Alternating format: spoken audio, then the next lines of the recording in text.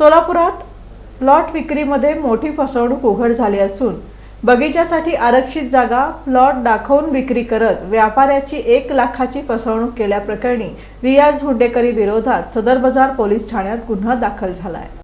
सोलापूर शहरात प्लॉट विक्रीच्या नावाखाली फसवणुकीचा गंभीर प्रकार समोर आला असून शुक्रवार पेठेतील व्यापारी इस्माईल अल्लीसाब नाईकवाडी वय 64 यांची लाखो रुपयांची आर्थिक फसवणूक झाल्याचा प्रकार उघडकीस आला आहे। इस्माईल नाईकवाडी हे शुक्रवार पेठेत स्क्रॅपचा व्यवसाय करून आपल्या कुटुंबाचा उदरनिर्वाह करतात। मजरेवाडी येथील कस्तुरबा नगर भागातील अमर इस्टेट पार्ट 2 या लेआउटमधील प्लॉट क्रमांक 301 हा खरेदी करण्याचा त्यांचा व्यवहार झाला होता।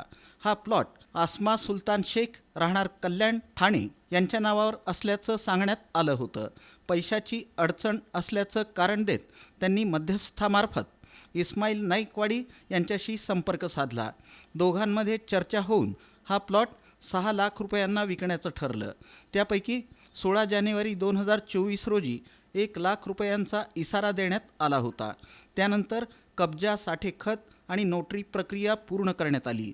मात्र प्रत्यक्ष खरेदी खतासाठी दुय्यम निबंधक कार्यालयात गेल्यानंतर संबंधित प्लॉटची खरेदीच होऊ शकत नाही असं धक्कादायक वास्तव समोर आलं। चौकशी केली असता हा प्लॉट मुळात बगीच्यासाठी आरक्षित असलेली जागा असल्याचं निष्पन्न झालं।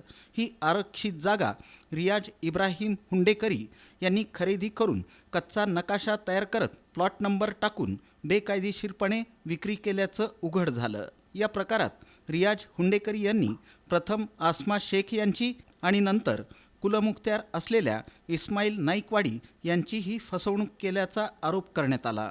या प्रकरणी इस्माईल नाईकवाडी यांनी सदर बाजार पोलीस ठाण्यात तक्रार दाखल केली असून वरिष्ठ पोलीस निरीक्षक नामदेव बंडगर यांच्या मार्गदर्शनाखाली पुढील तपास सुरू आहे।